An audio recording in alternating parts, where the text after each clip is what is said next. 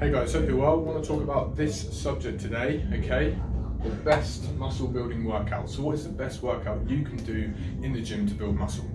So a lot of people will start the gym, they'll buy a couple of magazines and they'll start following like a pro bodybuilder's workout, okay? Chest, back, shoulders, legs, arms, and to some extent that will work, and there's still pro bodybuilders who use that to this day, and it works for them. And I'm going to even say that there's still natural bodybuilders who will use that and it still works for them, okay? But for a lot of people it's not the optimal plan, okay? So we don't want to be going into the gym and training chest, doing a pro bodybuilder's workout of 20 sets and waking up sore as hell, especially if you do legs and you can't walk for 3 or 4 days because your recovery is not that great. But also if you want to get the most out of the workouts, okay, and we want to look at genetics, a lot of people genetically would be better off going with what a lot of the science says, which is frequency. So how is that going to look? So using this graph, most people would train chest on a Monday, but we're going to use chest, okay? We could use any muscle. Just if you want to, like, say this is back, quads, shoulders, whatever, okay? But I'm going to say it's chest. You come in, you train chest on a Monday, okay? You do 15 sets, okay? What happens is you don't then train chest till the following Monday, okay? And what I'm going to go back to is, or go down to, sorry, is this down here, this graph. So what happens when we train a muscle is we get a detraining period, okay? So what happens is here, this is Monday, okay? We train the muscle, so we're focusing on the red line at the moment, okay? So we detrain.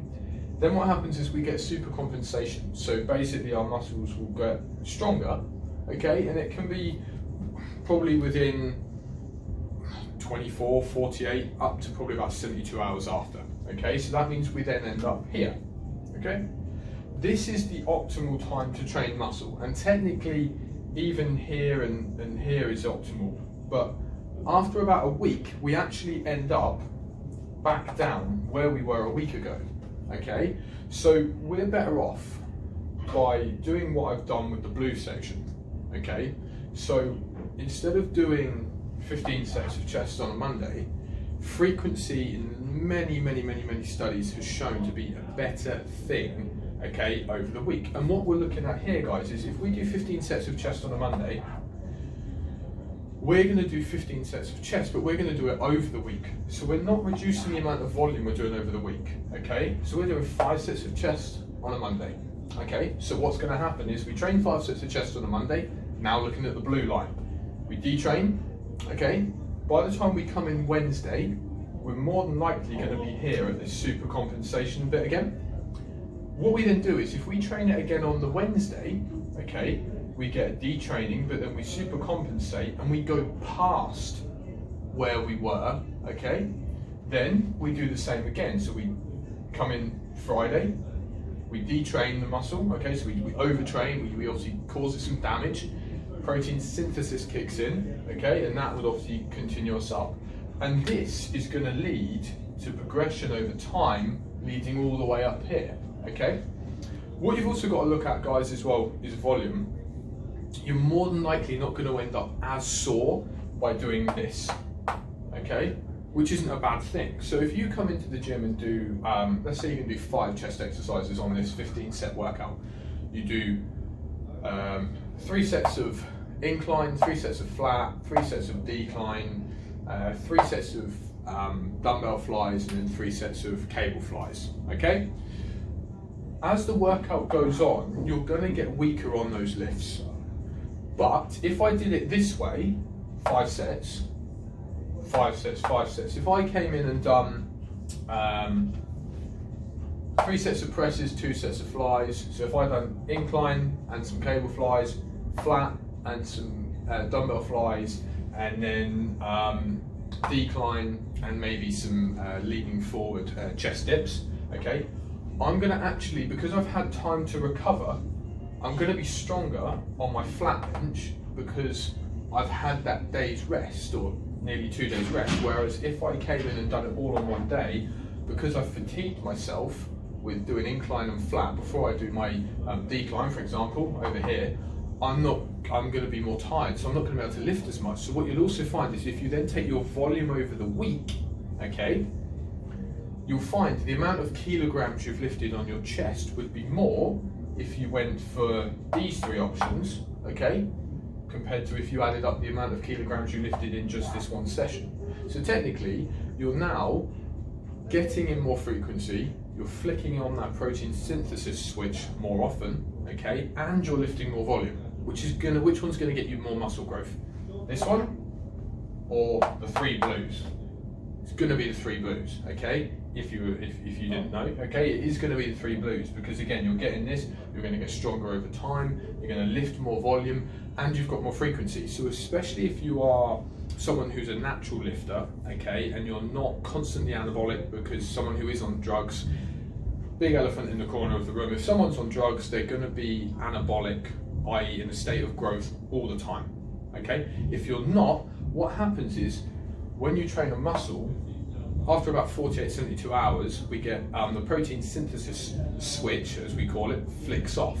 So the best thing you can do is flick it on again. So, switch to flick on, flick the switch on, sorry about that, flick the switch on here on Monday. Then it will turn off, probably by about Wednesday, but then you're gonna flick the switch on again.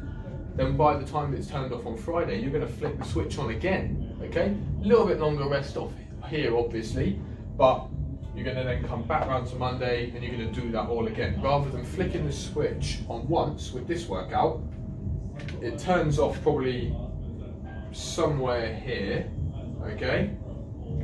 And then you've got nothing happening here. There's no growth, there's no potential to grow, there's no reason for the body to have protein synthesis going on here, okay?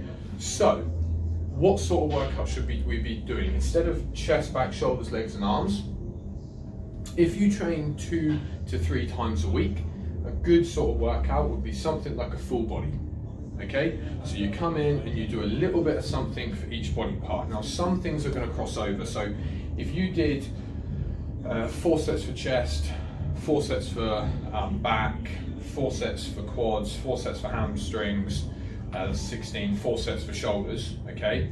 That's 20. You probably don't need to do 4 sets for biceps and triceps, because when you're pushing and pulling with your chest and your shoulders and your back, you're gonna get some stimulation in there. So you might only need to do 2 or 3 sets, and then over time, if you need to move things around and change things, you can do, okay? So 2 to 3 times a week for me, full body. After that, 4 to 6 times a week, you pretty much could go for quite a few different variations. For me, if I was doing 4 times a week, I'd go either upper, lower, okay? So that means each body part would get hit twice a week, okay? The still twice a week frequency is very optimal to grow. It's still very good. The optimal frequency to train the muscle for growth is between 2 to 3 times a week. So you want to think about training a muscle as often as you can, whilst it has the ability to rest and recover, so that when you come in to train it next time, you're not going to obviously be overtraining and you're going to become weaker. Okay, so coming in and saying, oh, well, surely if I come in and do 3 sets of chest every single day, that's going to be the best thing because I'm flicking that switch on every day. Probably not, because if you've done that here and then here, by the time you get to Wednesday or Thursday's workout, you're going to be sore, you're going to be tired. Okay, so upper lower would be a good thing if you're doing 4 times a week. Also full push or full pull. So this isn't push pull legs. Full push and full pull would be, I'm going to come in on my push day and I'm going to do say quads. So I might do like a squat, a chest press, a shoulder press, and some tricep work. Okay, and then on my pull day I'm going to do hamstrings, might throw some calves in there, I'm going to do back, I'm going to do some rear delts, I'm going to do some biceps. So you're doing a full body pull workout and a full body push workout, okay?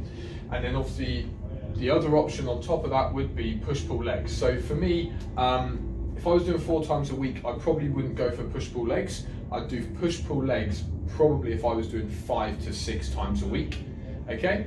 But if I was doing 4 times a week, then I would go for certainly upper lower, okay? Or a full push or a full pull. Now, I'm currently training 4 times a week at the moment, but I'm actually doing full body. But how I've worked it is I'm still only training each muscle group 3 times a week. So for example, on Mondays, I'll do a bit of chest, I'll do a bit of back, a bit of quads, and a bit of hamstrings, and a bit of biceps. So I won't do any triceps and I won't do any shoulders. But then on say the Tuesday, I won't do, for example, I won't do any chest. I'll do shoulders, I'll do a bit of back, I'll do a bit of quads. I won't do any hamstrings, so I'll save that for later in the week. And so basically, out of my 4 workouts that I do, on each workout, one body part is missing out of it. So each body part is only, like I say, getting trained 3 times a week. I won't train each body part 4 times a week, okay? So I'm doing a full body workout 4 times a week, technically, okay? But to make it less complicated for you guys, if I were going to do it for you, I would stick to something like this. Now, 7 times a week, don't be silly, rest. You need to rest, you need to recover, okay? So don't be doing 7 times a week. If the thing you want to do on 7 times a week is to be active, I would go for a nice long walk, get outside, get some fresh air, okay? You know, go plan your week for the next week whilst you're doing it, and just enjoy some downtime and some relaxation. Enjoy a freaking lay-in, okay, in bed. Let your body rest and recover, okay? So 7 times a week, no, pointless. But if you're doing 2 to 3 times a week full body, if you're doing 4 to 6 times a week, then obviously you've got your upper lower, full push or full pull, so that's probably going to be more 4 times a week, maybe 5 times a week.